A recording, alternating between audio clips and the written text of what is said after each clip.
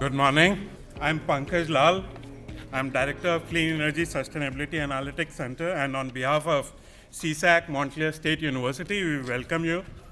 So we'll be starting in just a minute. So just a check that it's a nice weather outside, slightly cold, but thank you that you could make it. And this is the fourth time we are having this summit. So we have great panelists and great speakers lined up. So we'll be starting just in a minute. Just wanted to give you that.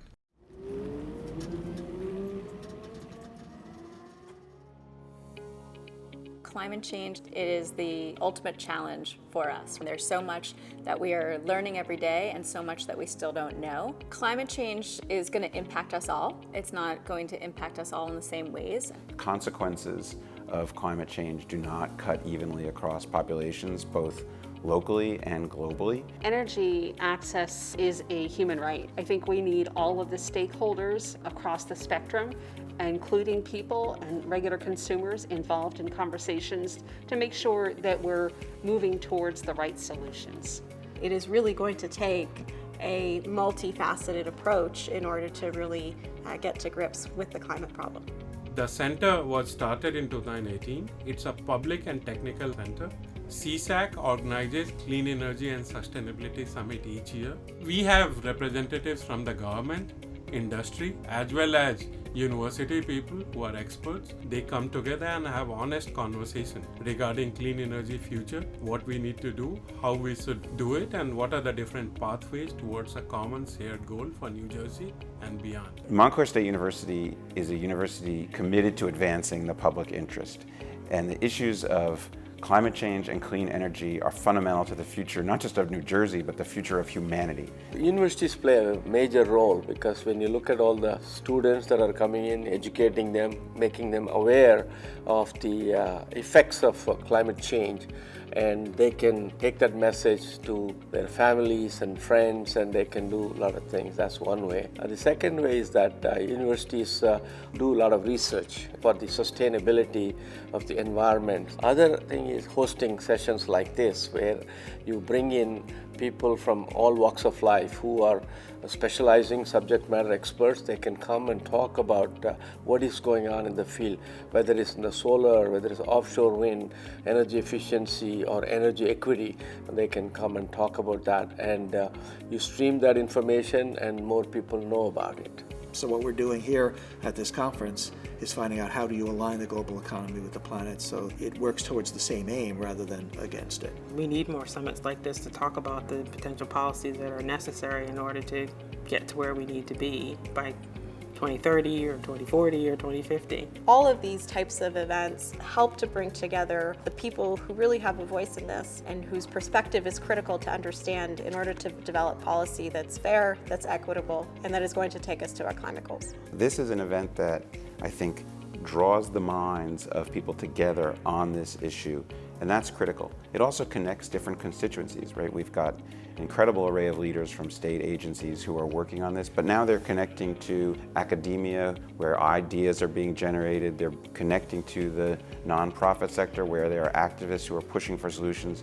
By putting them in one room and on panels, you get an exchange of ideas and a recognition of synergies between the work that's being done on a day-to-day basis. It doesn't happen naturally when everybody's running around and doing their own thing without connecting with each other once in a while. I think if we're going to make progress addressing climate change and expanding renewable energy in this state, it's going to require a partnership of at least the business community, government, and academia. We need the people with the intellectual resources to do the kind of analysis that's required to support the development of public policy. The center works across campus and has collaboration among faculty members. The students can come from any discipline. Our research is not just for academic purposes, but we are geared towards changing practices and policies on the ground. Be it working with the government like Board of Public Utilities, working with the private sector or non-governmental sector. We want to make real change through our research, through our data analytics, and through our education programs. We work on the current and pressing sustainability issues For example, environmental, social, and governance issues, or what we call ESG. We are also looking at the social factors, the governance factors, that how diversity, inclusion, and others are gaining prominence in recent years, and how can we create some of those protocols and criteria. So we are renewing our focus in that area in our teaching, in research, as well as our external partners.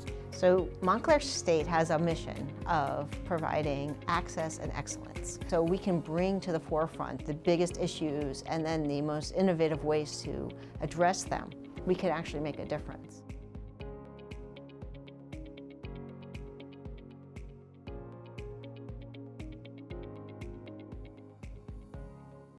So that was the transition. It's coming from last year to this year. So all the speakers and others were at the last year's summit. And first of all, I'd like to, before we start, I'd like to acknowledge a lot of our sponsors and others and supporters who are in the room. NJEDA, Board of Public Utility, PSCNG, Commission of Science, Innovation and Tech. Oh. Jen, it seems you want to come back again.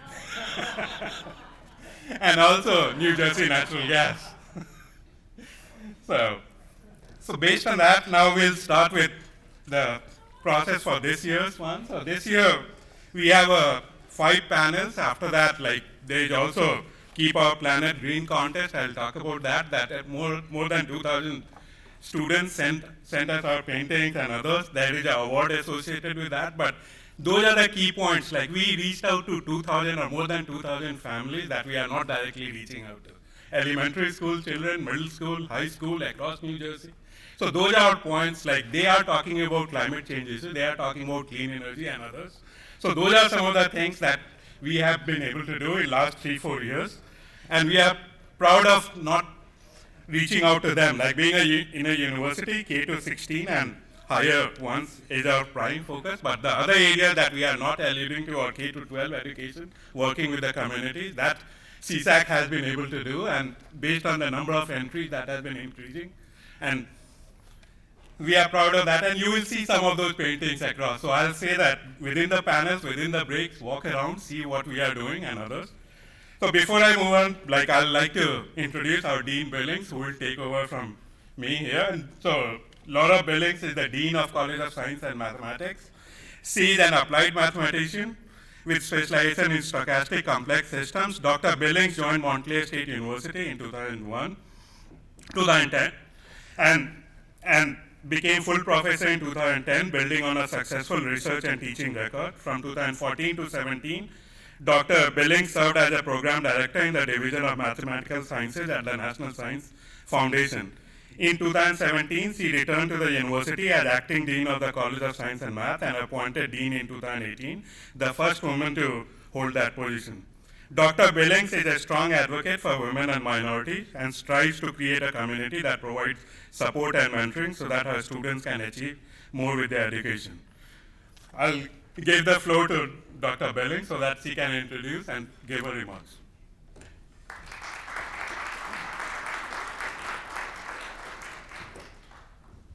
Good morning, everyone. Montclair State University is pleased to welcome all of you to our campus to take part in the 4th annual Clean and Sustainable Energy Summit today. Climate change is upon us, and energy use is at the core of this crisis. This week's UN Climate Conference in Egypt seeks to urge the world leaders to move further and faster in transitioning to renewable energy and end our dependence on fossil fuels. And since an ounce of prevention is a pound of cure, we must keep the rise of the global average temperature to below 1.5 degrees Celsius. New Jersey is at the forefront of diversifying the state's energy mix to reduce carbon emissions, and the College of Science and Mathematics is committed to promoting clean energy and sustainability to meet the governor's goal of 100% clean energy by 2050. This summit is an opportunity for policymakers, industry representatives, NGOs, academics, and other stakeholders to engage in a discussion on clean and sustainable energy and move solutions in the state forward. Montclair State University's commitment to advancing clean energy is not new. In 2008, we became the first educational institution in the United States to sign a pact promising the federal government it will take steps to reduce its carbon footprint. Since then, we have experienced a remarkable transformation to the second largest public research institution in New Jersey. With our state-of-the-art facilities, the university has created a thriving community of scholars to conduct cutting-edge research, educate new and a diverse generation of scientists, scholars, and entrepreneurs, and fuel the region's economic growth. In 2018, we created the Clean Energy and Sustainability Analytics Center to support an outstanding team of researchers, including faculty, staff, and students who collaborate with colleagues from around the world to engage in a wide range of clean energy areas.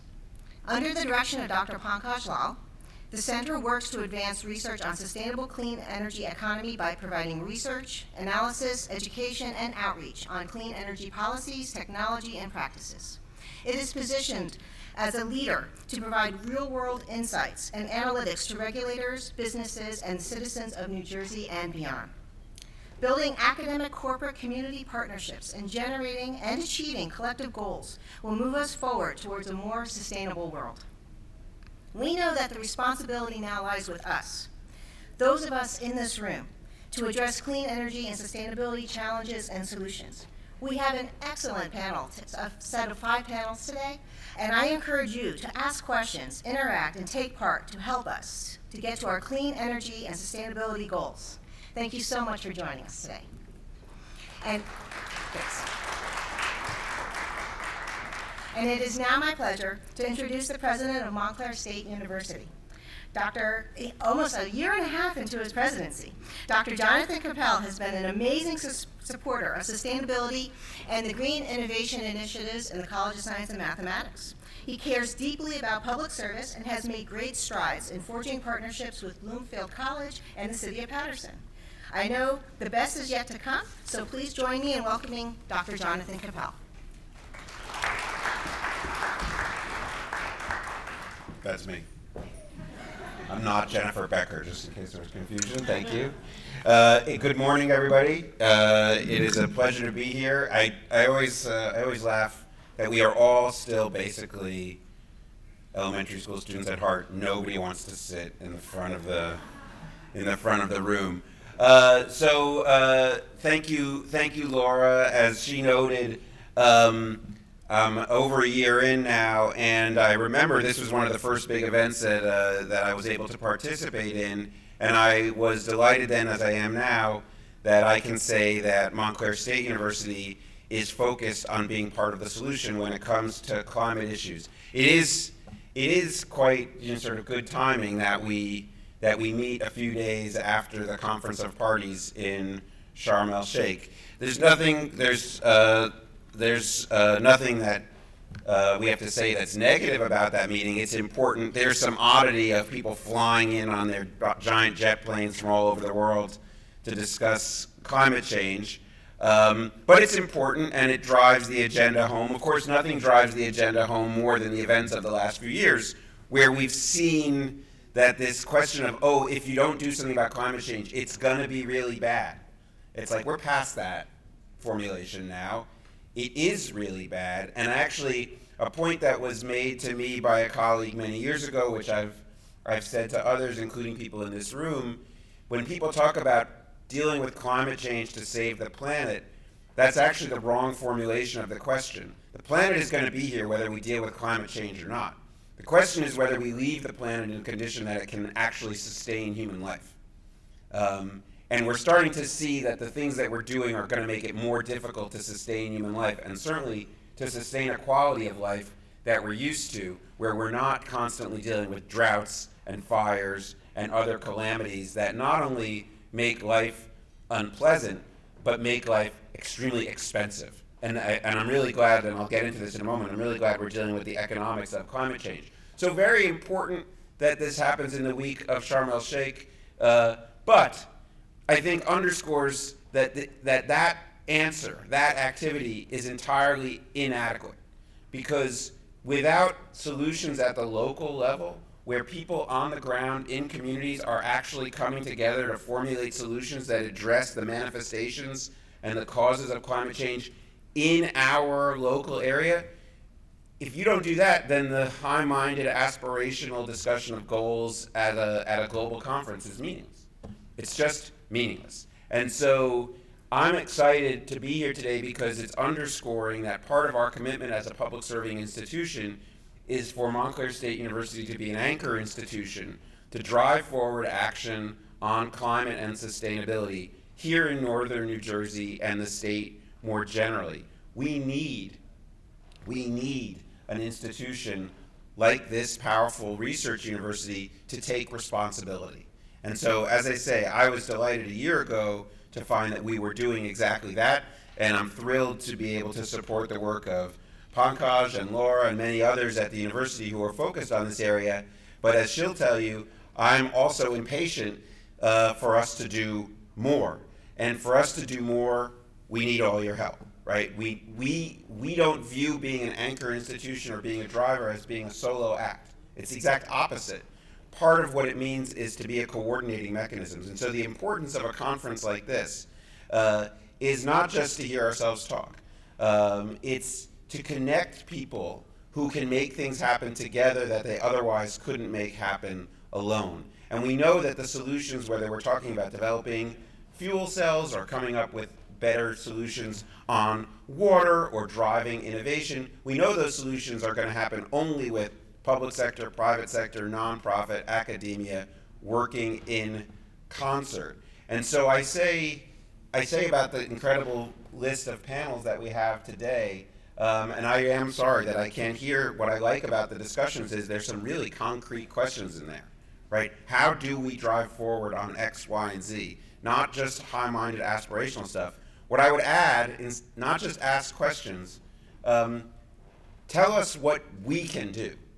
How do we play a role? We, Montclair State University, how do we play a role through our support for education, research, community engagement? How do we play a role in advancing those collaborations and partnerships that will address those questions?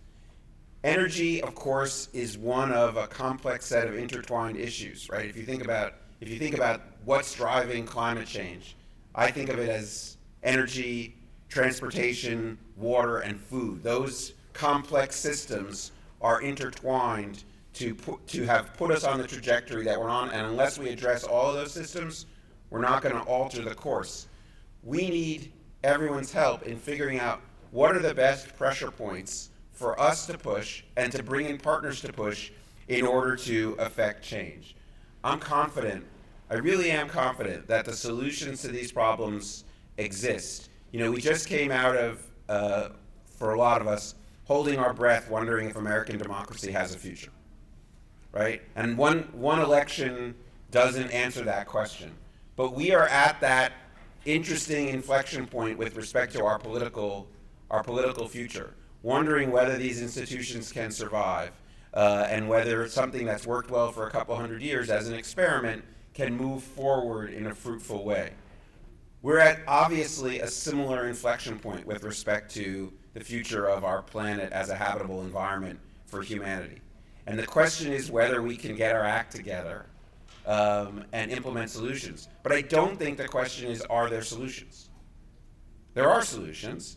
You all are part of making them. And so we're so excited to have folks here from economic development, from the Department of Environmental Protection, from the Board of Public Utilities, because you all recognize that in order to move forward, you have to be pressed to implement these answers and find the political will. If we can find the political will to move forward, to take care of democracy so that we can all collaborate and find a pathway forward together, I'm confident that we can use our problem-solving abilities to equally address our failure to collaborate and advance on the climate and sustainability solution.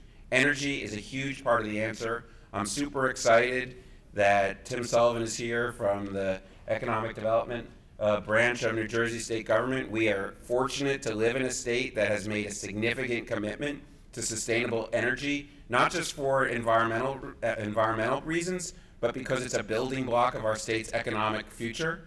And so the massive sort of commitment to wind energy, among other sources, is really inspiring. And as everybody in this room knows better than I, that hasn't been a frictionless pathway to go down. It's required commitment, and it's required an acceptance that there will be critics and there will be naysayers, and yet we've done it anyway.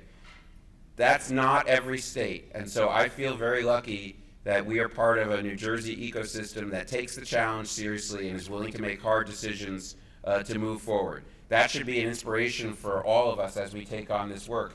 There are places where people have good ideas and they just go into the circular file.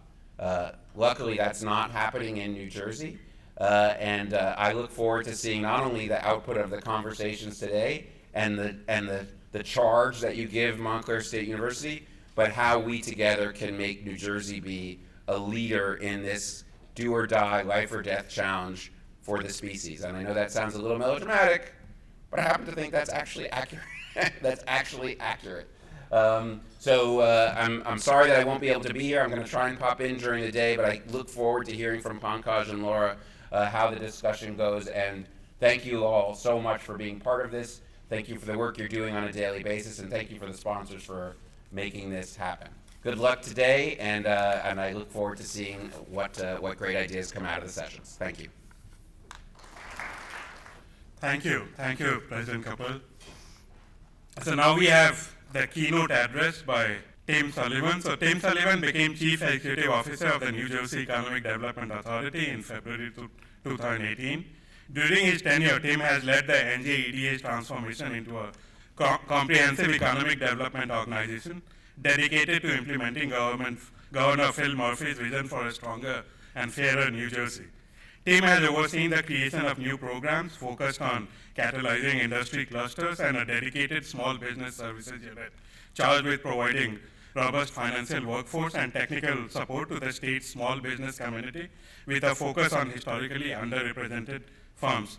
Under his leadership, NJEDA has led the development and implementation of more than 15 programs created under the Economic Recovery Act of 2020, provided more than $1 billion in COVID-19 relief to small businesses impacted by the pandemic, and many more things that he'll talk about. So I'll give the floor to Tim, and join me in welcoming him for his keynote address. Thank you. Good morning. I heard Mr. President loud and clear. Good morning. There you go. Good morning. It's an honor to be here. My name is Tim Sullivan. I'm the CEO of the Economic Development Authority. On behalf of Governor Phil Murphy and our entire administration, including my colleagues from the EDA, the BPU, DEP, the Commission on Science, Innovation, and Technology that are here, it is great to be here for this really important conversation. I think the President framed the conversation really well. This ain't beanbag. This is essential, existential topic that we're here to talk about, and not just for New Jersey, but for the planet. I thought what I'd do is take a couple minutes. I want to actually set a bit of some context around kind of what's going on in New Jersey and what's going on in the New Jersey economy, because I think what we're talking about, at least with regard to the work that me and my colleagues do, is really around trying to sort of harness the economic opportunity that the clean energy transformation represents. So I'll talk a bit about New Jersey in the context of what we're up to as a state, and then also talk a lot about what we're doing around clean energy and the clean energy transformation, and again, the massive workforce development, job creation, and economic transformation opportunities. First of all, Mr. President, thank you for hosting us today and for having this important conversation, and appreciate your leadership on so many things. We got to know each other for the first time when the Governor's Trade Mission to Ireland, where we talked a lot about clean energy, not just you and me, but the delegation talked a lot about clean energy and that transition, and learning from what's going on in Europe around clean energy. Particularly offshore wind. I will just say at the outset, I'm one of those people who still has nightmares about being on a college campus and having signed up for 5 classes and gone all semester to 4 of them, and then you wake up in its final season and oh crap, there's a 5th class you haven't paid attention to it all year.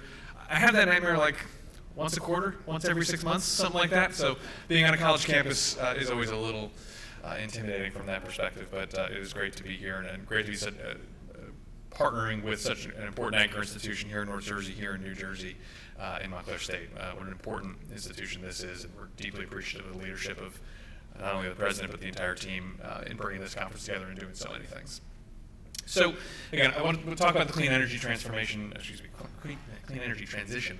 But I want to do a little bit of context setting for what's going on in New Jersey, because we're having this conversation in early mid-November, I suppose, of 2022, and kind of what are some of the macro things we're seeing and facing in New Jersey. I would tell you that our momentum in New Jersey's economy is as good today as it's been in recent memory. And that's not without some significant challenges. Some of those challenges are macro and things we can't control. Inflation, interest rates, a ground war in Europe that obviously is horrible in every dimension, and one of them is economic. Significant challenges coming our way. Probably some softening in the overall economic framework going forward. I'm not going to say the R word, but probably some softening in the overall economic outlook for sure. But all that being said, New Jersey has real momentum, and again, is in as strong a position as we've been in recent memory, going back probably to the turn of the century. And that's not just happy talk, and people in my line of work are prone to hyperbole, but that's not just happy talk. You can see it in data.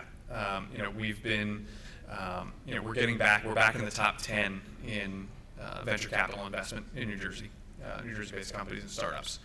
We've seen our credit upgraded for the first time in generations. I'm 41 years old. S&P had never upgraded New Jersey's credit ratings in my lifetime prior to earlier this year. It's now upgraded us twice. So our fiscal house is, not where it needs to be yet, but getting, more in order. We've been in the top 10 a couple times for quarterly GDP growth compared to the rest of the country. Through the most recent 12 months, New Jersey is adding more jobs in the private sector than any state in the Northeast, including Pennsylvania. Our manufacturing sector is in the top 10 in the country for GDP growth, or economic output growth over the last, that's 2018 to 2022, halfway through 2022. So we are seeing real strong performance, and certainly strong relative performance compared to our peers in the Northeast and all across the country on a variety of measures. And you can see it too in investments that people are making in New Jersey, in things like our traditional strengths, things like pharma. A bit flies under the radar, but we think of New Jersey as the home of and medicine chest of the world, and it is, and it remains that. But new companies are making, new and growing companies in the pharma and life sciences industry are making major investments. Companies like Gilead, which was critical to the response to COVID and the fight against HIV and AIDS and lots of other things, making a major investment building its East Coast headquarters in New Jersey. PTC Therapeutics, Eisai, a big Japanese company just down the road in Nutley, making a major investment. You've seen companies like Beijing down in my neck of the woods in Mercer County making major investments. So our traditional strengths in things like pharma, financial services, technology, all performing really well as well. But really importantly, and I promise this is going to segue to clean energy in a moment, we are seeing significant progress under Governor Murphy's vision for and leadership in diversifying our economy and our economic diversification strategy. There are new industries that are either brand new or going from very small in the grand scheme of things to very large that are taking flight during Governor Murphy's time in office. Just Tuesday, Governor Murphy and I were in Berkeley Heights to celebrate Fiserv, which is a major, it's a Fortune 220 or so is their rank, company building a 3,000-person fintech innovation center in Berkeley Heights. Again, 3,000 jobs in fintech, an industry that was, is growing rapidly, but still in its nascency. Sports betting, cannabis, film and television. Film and television in New Jersey, we got more people looking to build studios than we got places to put them. That's a high-class challenge, but a real challenge all the same. Those are going to create, tens of thousands of jobs. So, 3 or 4 major industries. The top of that list, though, is clean energy and offshore wind for economic diversification and thinking about adding new pistons to the state's economic engine. And again, the president set the tone exactly right. I'm talking about the existential stakes of this discussion around climate change and clean energy. We have to, for our kids and our grandkids and their grandkids, get this right. The way I think we're going to do that, and I think the argument to convince skeptics,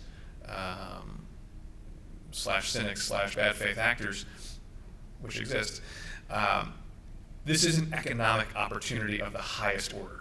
An energy transition and a transition to a carbon-free, carbon-neutral, however you want to think about it, renewable energy framework, not just in New Jersey, not just in America, but around the world, is a massive economic opportunity. In the same way that the hydrocarbon industry was a massive economic opportunity 100, 150 years ago. and let's not repeat those mistakes again. Let's make some new ones. But there's a huge opportunity here for job creation, for enterprise formation, for wealth creation, for new industries and new and the creation of tons of new jobs. Governor Murphy has set ambitious goals in our response to climate change, and that those are widespread and wide-ranging. I won't go through all of them, but broadly our goals of carbon reduction, emissions reduction by 2050, renewable energy by 2050, major regulatory responses and things like flood maps and flood resiliency regulations that I think are 100% smart and the right thing to do.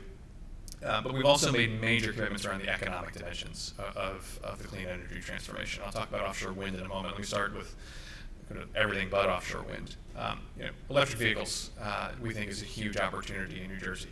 DEP and BPU are doing extraordinary work on the electric car side of the equation.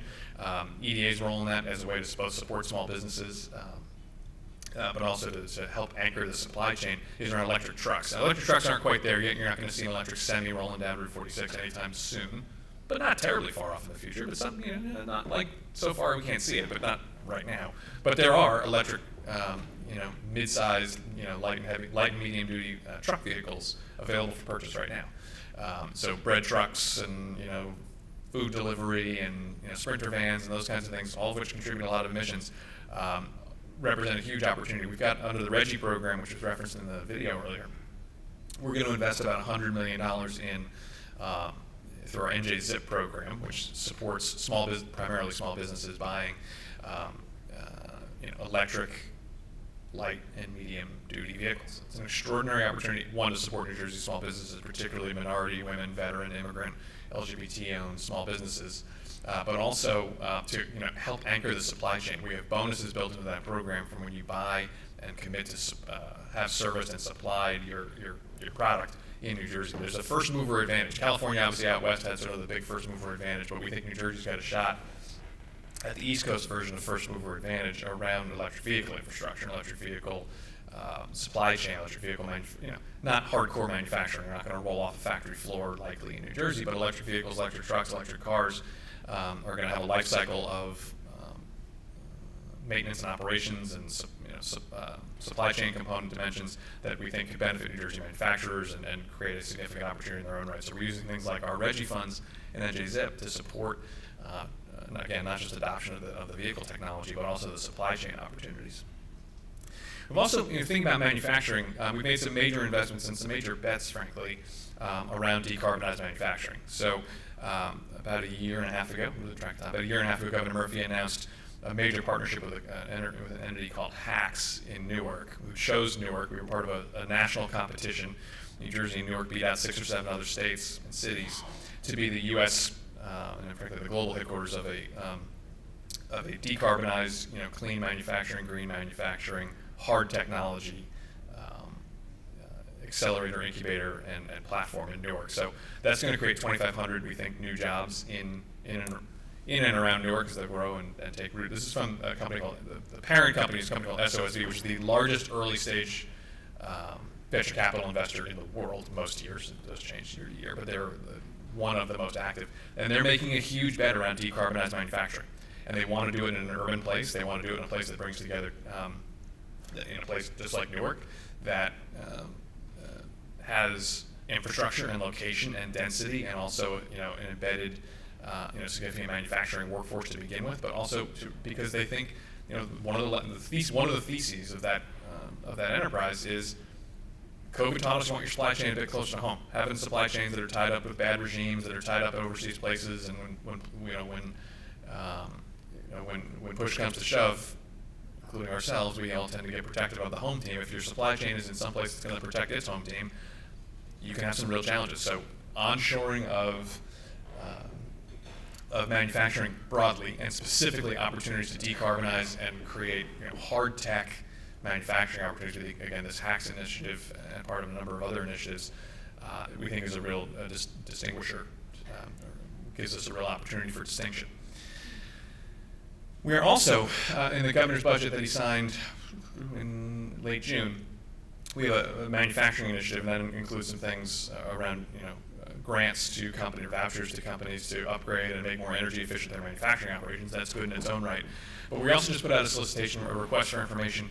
We want to, again, we think there's early adopter opportunities here. Someone's going to make solar, this wouldn't have been true 5-10 years ago, but I think it's true. Someone's going to make solar panels in America instead of in China or in Vietnam or wherever they're being made right now. There's going to be there is an imperative for domestic manufacturing of clean energy infrastructure in a different way than there was even 2-3 years ago. Again, we want New Jersey to be, that's going to happen in lots of places. That'll happen certainly in places that manufacturing is strong. New Jersey is one of those places. But we think, again, there is a huge opportunity. New Jersey has the most installed solar capacity, I think, I don't know if it's per capita or total, in the Northeast. We have a huge opportunity around solar. We have a huge opportunity around energy efficiency. We have a huge opportunity around batteries and storage and hydrogen and all these other things. We want early adopters to take root in New Jersey, because where they put down those roots in the Northeast and in the U.S. to a certain extent is going to drive where they do their growing. So we have some money that we have available to support those early adopters, or the first movers, for lack of a better word, that will likely be putting on the street next year. But we wanted to hear from the industry. What are the kinds of things that are out there? What are the opportunities that are there? So there's an RFI active right now around that. The other thing I mentioned, Jonathan Ratner's here, the governor signed a bill creating a CPACE program in New Jersey. We are in the process of getting the rules and regulations and process points of that right. The president talked about the various contributors to carbon. In New Jersey, transportation is tipping top of that list. We're a driving state. We're a trucking state. That's a challenge. We're also a pretty big, we're an old economy state where our buildings were built a long time ago. Energy efficiency, energy retrofits, the opportunity to redo or get right, and by the way, incorporate into new construction too, energy efficiency and emissions reduction. The CPACE program, we think, is going to be a really important tool that leverages not a dime of public money, but leverages private sector financing capabilities to drive more investments in energy retrofits and building energy efficiency in commercial properties. So the C in CPACE stands for commercial, because there's certainly opportunities in single-family homes and all that, but in commercial properties to really drive emissions reduction, energy consumption reduction, and by the way, create a bunch of jobs. That's going to create a lot of hard hat jobs in doing those building retrofits, and so this is, we think, a huge opportunity. So that's kind of the sort of the non-wind clean energy part of the equation. The other thing, I think, where New Jersey is positioned to be one of, if not the leader in the country, and therefore in the nation, in the world, is offshore wind. Governor Murphy announced at Climate Week back in September, during adjacent to the UN General Assembly, that New Jersey was raising its clean energy and offshore wind targets. The PPU, hi Jim, is raising its offshore wind targets to 11 gigawatts by 2030, 35, 40, 2040. Let's say 2035. You guys work fast. You guys work fast. You'll be fine. But expanding from 7.5 gigawatts to 11 gigawatts, the state's commitment to and target for offshore wind power generation. That is an enormous amount of power. That is a significant part of New Jersey's long-term power needs if we can generate that from offshore. That is a huge opportunity. But again, there's offshore wind is great. As a citizen, as a parent, as a person who cares about the earth, so offshore wind is great in its own right. It's great for our energy security framework. It's great for our energy independence. It's great for our environmental stewardship. It's also a massive, massive job creation opportunity. All throughout the Northeast, this isn't a small opportunity. From the Carolinas up through Maine, there's enough offshore wind and the right geology, sort of topography and geology of the way that our continental shelf works. You can harness significant amounts of wind. The three great places, I've been told this by smart people, the three great places in the world to do offshore wind are kind of northern Europe and the sort of the Baltic and North Sea area. One of the coasts of Taiwan, hopefully not the one in between Taiwan and mainland, but one of the coasts of Taiwan, and the northeast of the United States, with New Jersey smack dab in the middle of that belt. The wind is strong, the topography is right, and the market is there.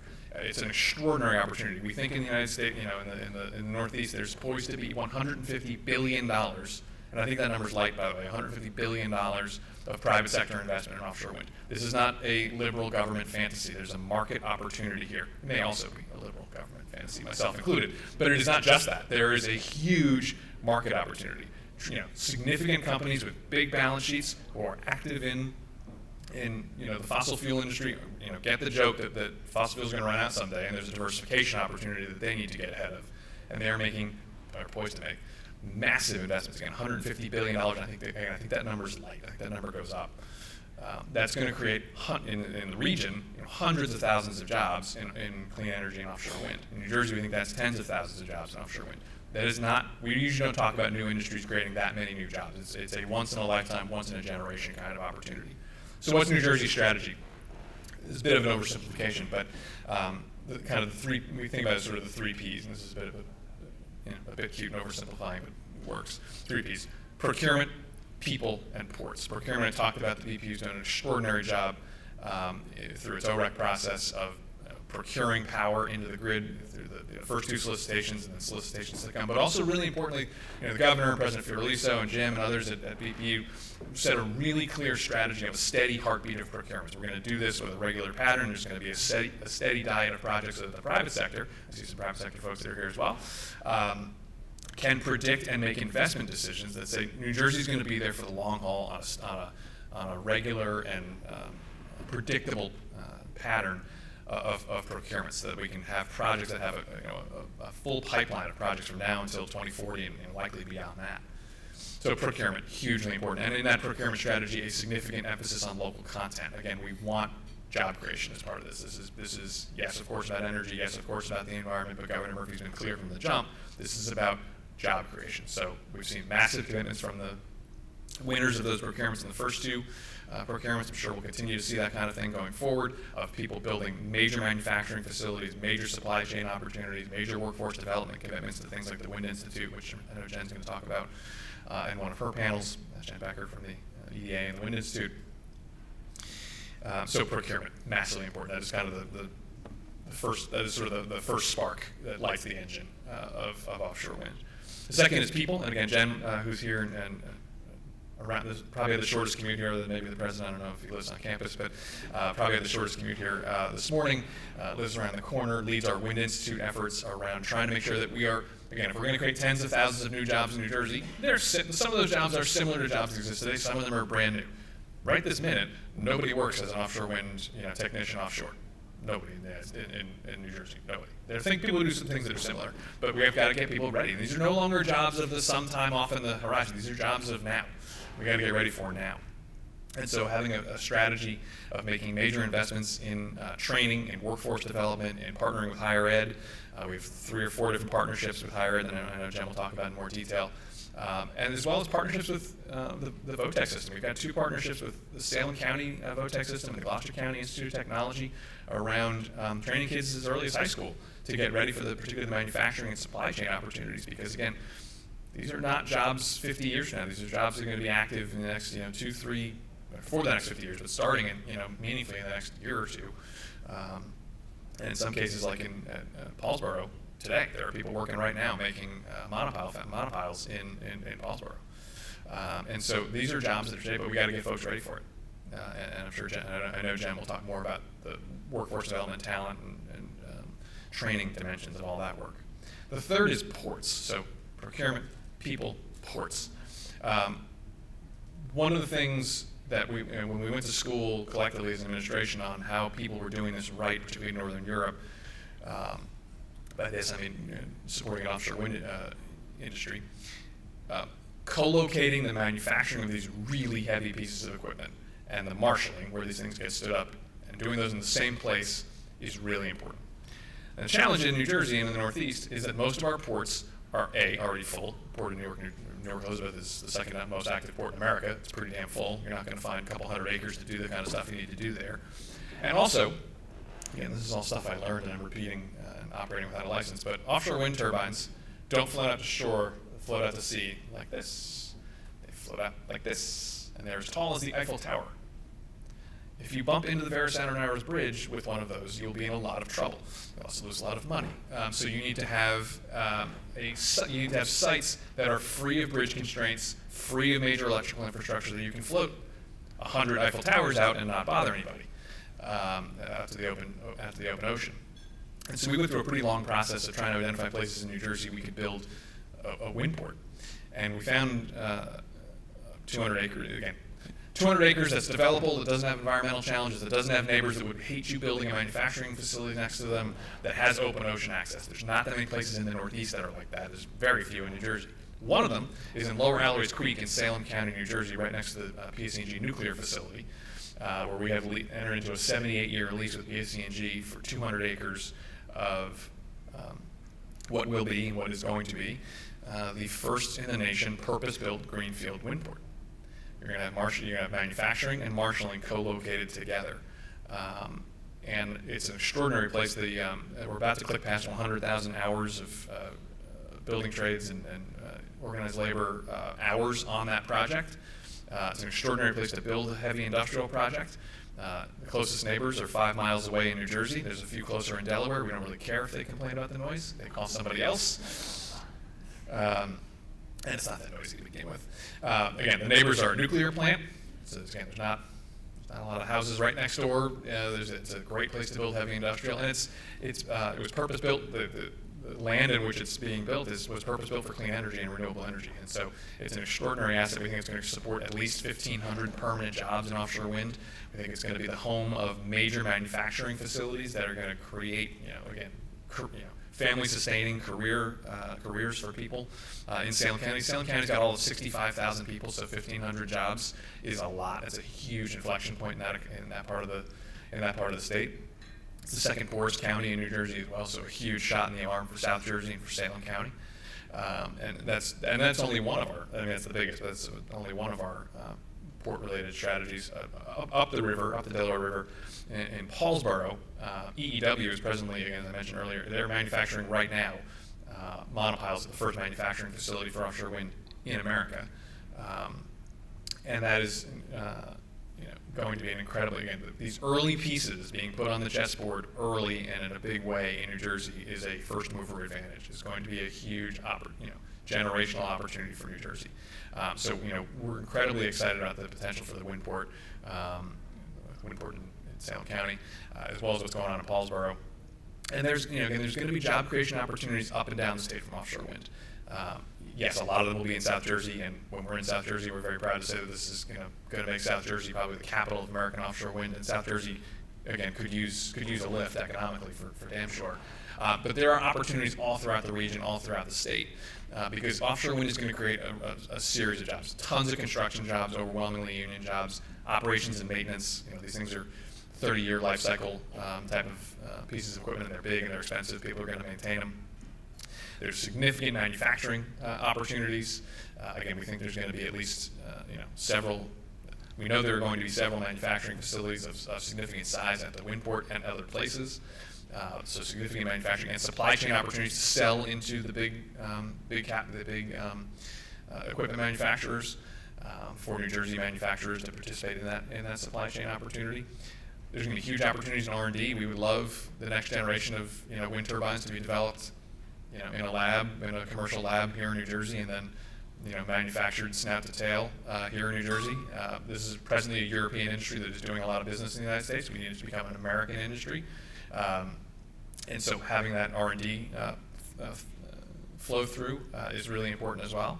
Wind Institute is a lot of connectivity to those ambitions as well. And then when you have a new industry pop up, all kinds of professional services things happen next to it. So lawyers we don't wake up every day thinking, how do you help lawyers and accountants? But lawyers, accountants, marketing, creative industry, all the things that support a major new industry being built, those are going to be created as well. Those are going to be all across the state, all across the region. So again, we think there is enormous upside in offshore wind and offshore wind manufacturing.